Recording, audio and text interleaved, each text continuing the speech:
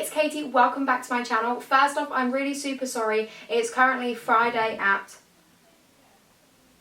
6:10 and this video should have gone up on Wednesday. However, I finished work on Wednesday really late and so I was too tired to film. But it's Friday, I'm going to film Wednesday's video now, edit it and get it uploaded all in one evening. So a couple of days ago on my Instagram, I asked you guys to ask me some questions. They didn't have to be gymnastics or trampolining related, even though most of them are, but I'm going to be answering some of them for you today. So let's go! Before we start, make sure to subscribe to my channel and also give this video a big thumbs up. The first question is, what was your favourite subject at school? So my favourite subject at school was actually geography, and I think the main reason was obviously because I enjoyed the subject, but also the geography department of my school was amazing, literally one of the best departments in the school. So that's what made me love geography so much. How many years do you have to study at vet school? So I only have to study 4, even though most vet courses in this country are 5, minus Cambridge, which is 6. So I'm studying for only 4 years because I've done a degree in a related subject already. Which gymnastic skill took the longest to learn? A kip, which is an upstart on bars.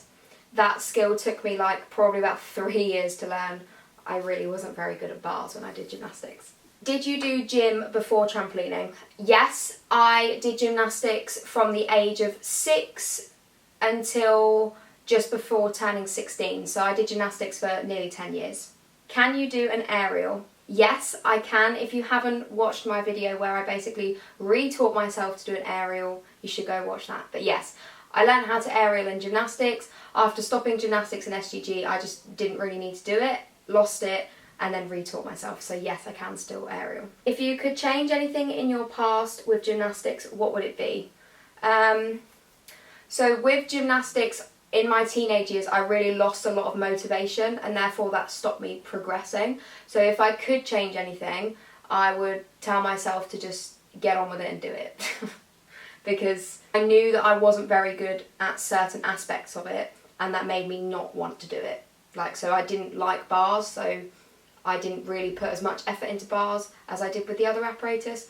So I would definitely tell myself to put more effort in to the areas I didn't like. What made you want to do trampolining and not gymnastics? So the main reason I stopped doing gymnastics for trampolining was because I was progressing a lot more in trampolining than gymnastics. Gymnastics, honestly, I just did for fun. I didn't do it to sort of like become any sort of level. I enjoyed doing gymnastics. I was aware that I was never going to be top level national gymnast, so I just did it for fun. Trampolining was progressing. I was progressing through the levels not quite quickly, but a lot quicker than what I was progressing at gymnastics, and there was a chance that I could get to national level, which I have done. So I then decided to stop gymnastics to focus more on trampolining. Do you want a family one day? Yes, I do want a family one day, but I know that it's going to be a long time before that happens, bearing in mind I'm 21 now, I'm due to start vet school at the end of the summer, so I won't finish vet school until I'm 25, and then I will come out of vet school with absolutely zero money, and then will have to work my way up to be able to even live. So yes, I do want a family one day, but it's a long way away yet. Funniest gymnastics fail. Okay, so my personal favourite gymnastics fail is this.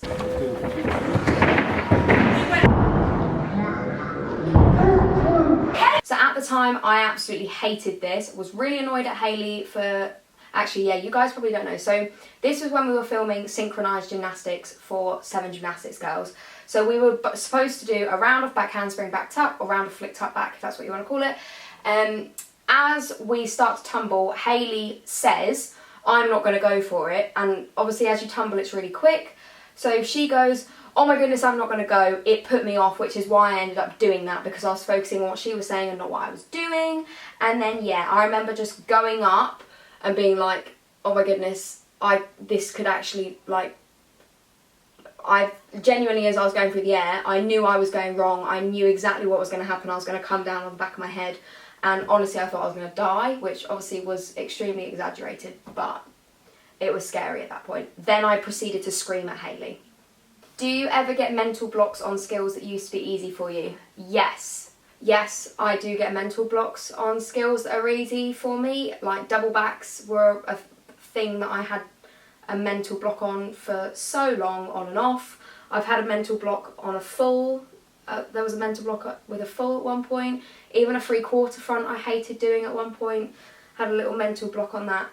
What's your advice for a deaf person who wants to reach the top like the Olympics in trampolining?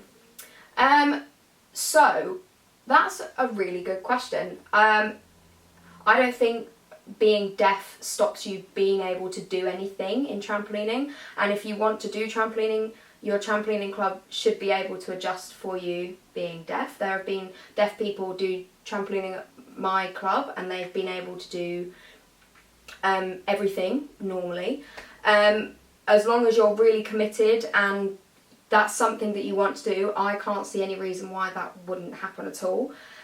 You just have to just train like everybody else, put in the work, train, and I can't see why that wouldn't happen at all. What is your favourite trampolining skill that you can do? My favourite skill that I can do is probably a half out. Next question, do you recommend any injury relief products like tape? But tape can be quite expensive, thank you.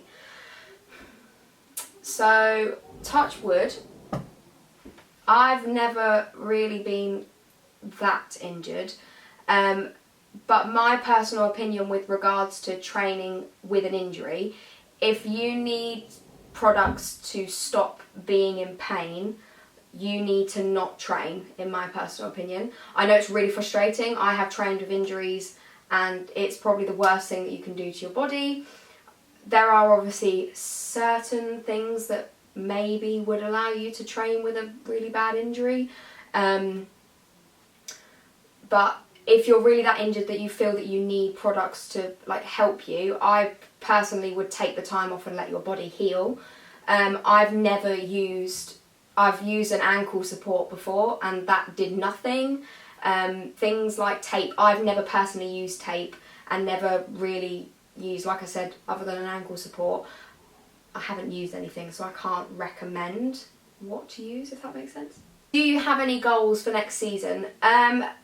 Yes and no at the same time. I mean, I don't know what my schedule is going to be like next season. I know it's obviously going to be reduced, so it's hard to kind of make goals in the sense that I obviously don't know how much I'm going to be able to train, but my goal mainly is to try and keep up trampolining to an extent where I'm enjoying what I'm doing. What I don't want to do is lose all my skills and just feel like yeah.